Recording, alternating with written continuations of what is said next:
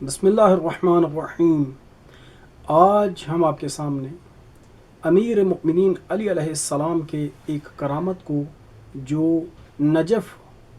حوزہ علم نجف کے ایک طالب علم کے ساتھ واقع ہوا اسے بیان کریں گے۔ واقعہ کچھ اس طرح سے ہے کہ ایک طالب علم جو حوزہ علم نجف میں پڑھا کرتا تھا، ایک مرتبہ امیر مؤمنین علی علیہ السلام کے حرم میں آیا اور مناجات شروع کر دیں، اور اس طرح سے کچھ امیر مؤمنین علی علیہ السلام سے شکوہ کرنے لگا، مولا آپ کے حرم میں اس قدر قیمتی فانوس لگے ہوئے ہیں اور طرح طرح کی قیمتی چیزیں یہاں موجود ہیں، لیکن میری حالت یہ ہے کہ میرے پاس کھانے کے لیے کچھ نہیں۔ مولا آپ کے حرم میں اتنی قیمتی چیزیں اور میرے پاس کھانے کے لیے کچھ نہیں۔ یہ کہہ کر جب اپنے حجرے میں واپس چلا گیا، اپنے مدرسے میں چلا گیا، سو گیا۔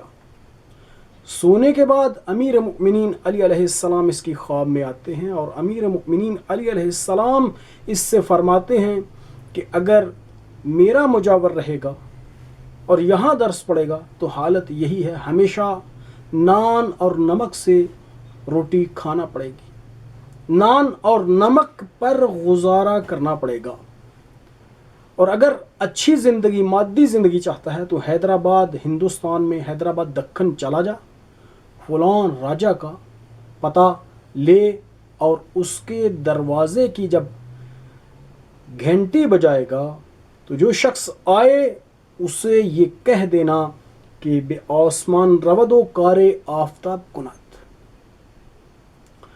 یہ اٹھنے کے بعد دوبارہ امیر مؤمنین علی علیہ السلام کے حرم میں گیا، پھر وہی گلا شکوہ کرنا شروع کر دیا، کہنے لگا مولا میرے پاس کھانے کے لیے نہیں ہے، میں کھانے سے پریشان ہوں، اور آپ یہ فرما رہے ہیں کہ میں ہندوستان حیدرآباد میں جاؤں فلان راجہ کے پیچھے، مولا میں کھانے سے پریشان ہوں، میرے پاس زیادہ راہ کہاں سے آئے گا۔ دوبارہ جب گیا حجرے میں اور سو گیا، اگلی شب پھر امیر مؤمنین علی علیہ السلام خواب میں آئے اور فرمایا اگر یہاں رہنا چاہتا ہے تو حالت یہی ہے، نان و نمک پر گزارا کرنا پڑے گا، اگر مادی زندگی چاہتا ہے تو پھر کوئی چارہ نہیں سوائے اس کے کہ ہندوستان میں جا، حیدرآباد دکن میں، اور فلاں راجہ کے گھر کا پتہ پوچھ کر اس کے دروازے کی گھنٹی بجا، جیسے ہی کوئی آئے تو اسے یہی کہہ بے آسمان رود و کار آفتاب کنت۔ اس نے اپنی کتابوں کو بیچا،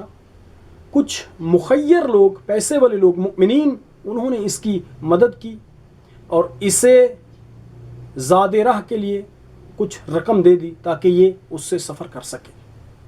حیدرآباد میں جب یہ پہنچا، ہندوستان میں پہنچا، تو یہ اس کی حالت یہ تھی کہ فقیروں والے کپڑے، راستے کی خستگی کی وجہ سے اور سفر کی حدت اور گرمی کی وجہ سے جو اس کی حالت ہو چکی تھی، وہ فقیروں جیسا حلیہ۔ جب کسی سے اس راجہ کے گھر کا پتہ پوچھے تو لوگ اس پر ہنستے تھے کہ حالت اس کی فقیروں جیسی ہے، اور فلان شخص راجہ کے گھر کا پتہ پوچھ رہا ہے، اس سے یہ ملنا چاہتا ہے۔ خیر، لوگوں نے اسے اس راجہ کے گھر کا پتہ بتا دیا، یہ اس کے گھر کے دروازے پہ پہنچا، جب گھنٹی کو بجایا اور کوئی شخص باہر آیا، جیسے ہی کوئی شخص باہر آیا، وہ جو آنے والا تھا اسے دیکھ کر اس نے یہ کہا بے آسمان رود و کار آفتاب کنت۔ اس نے فوراً اپنے نوکروں کو آواز دی، جلدی سے آؤ، جلدی سے آؤ، اس کو گھر کے اندر لے چلو، اس کو نہلاؤ دہلاؤ اور اس کو اچھی غذا دو، اسے آرام کرنے کے لیے اچھی جگہ مہیا کرو، اور آرام کرنے کے بعد جب یہ آرام کر چکے، سفر کی خستگی دور کر چکے، تو اسے میرے پاس لے کے آؤ، میں اس سے گفتگو کروں گا، میں اس سے بات کروں گا۔ اگلے دن جب یہ اپنی سفر کی تھکن کو دور کر چکا، لباس فاخر پہنے ہوئے اچھی جگہ پہ ٹھہرایا گیا اسے، اسی راجا نے اس کو دوبارہ بلایا۔ اب راجا کے پاس جب بیٹھا کچھ دیر باتیں کرتے رہے، ایک دم سے اسے خیال آیا، راجا سے پوچھنے لگا کہ واقعہ کیا ہے، قصہ کیا ہے؟ میں آپ کے پاس آیا اور آپ سے یہی عرض کیا، بے آسمان رود و کار آفتاب کند، اتنا آپ نے میری خاطر تواضع کی، میرے لیے اپنے نوکروں کو میرے گرد اکٹھا کر دیا، مجھے اچھا لباس دیا، اچھی جگہ پہ ٹھہرایا، اچھی غذا کھلائی، اس کی وجہ کیا ہے؟ یہ قصہ کیا ہے؟ اس کے پیچھے راز کیا چھپا ہے؟ اب اس راجا نے کہا کہ میں نے امیر مومنین علی علیہ السلام کی مد میں ایک شعر لکھا تھا، بزر گر نظر لطف بوتراب کنات۔ میں نے یہ لکھا، لیکن اس کا دوسرا مصرع مجھے سمجھ نہیں لگ رہی تھی۔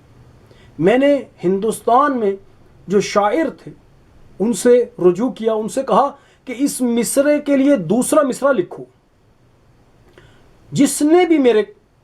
مجھے دوسرا مصرع دیا، بھیجا میرے لیے، مجھے وہ مصرع پسند نہ آیا۔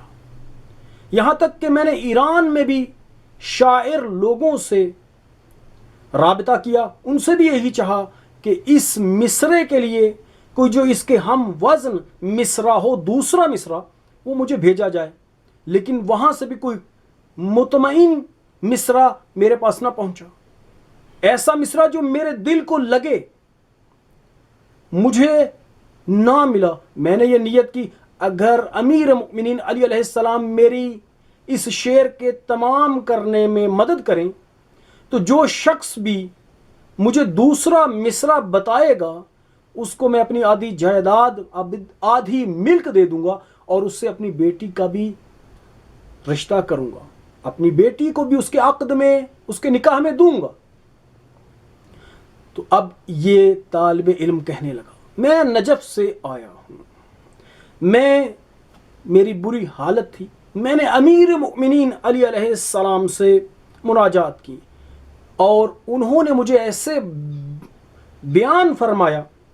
کہ اگر یہاں رہنا چاہتا ہے تو اسی نان و نمک پر گزارا کرنا پڑے گا، اور اگر اچھی زندگی چاہتا ہے تو ہندوستان میں فلان راجا کے پاس جا، حیدرآباد دکن میں جیسے ہی کوئی دروازہ کھولے اس سے یہی کہہ دینا، بے آسمان رود و کار آفتاب کنت، بے آسمان رود و کار آفتاب کنت، تجھے تمام دنیا کی نعمتیں مل جائیں گی، تجھے اتنا مال مل جائے گا کہ تیرے لیے زندگی آسان ہو جائے گی۔ تو یہ شخص کہنے لگا، اب مجھ پر حق بنتا ہے کہ میں اپنی آدھی جائیداد، ملک تجھے دے دوں، اور میں تجھ سے،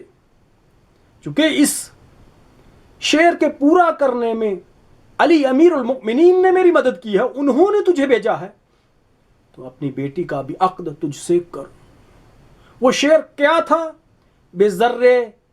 گر نظر لطف بو تراب کنت، بے آسمان رود و کار آفتاب کنت۔ اگر ذرے کی طرف نگاہ لطف، نظر لطف ابو تراب کرے، علی اگر ذرے کی طرف ایک نگاہ لطف کر دیں تو وہ آسمان پر جائے گا اور آفتاب اور خورشید کا، سورج کا کام کرے گا۔ یہ تھا ایک امیر مومنین کا ایسا معجزہ، ایسی کرامت جو امیر مومنین علی علیہ السلام نے ایک طالب علم کے ساتھ انجام دی، اور آپ نے اسے بے پھولی سے، مفلسی سے نکال کر راجہ کا داماد بنا دیا، بادشاہ کا داماد بنا دیا۔ وصلی اللہ علی سیدنا محمد وآلہ الطیبین الطاہرین۔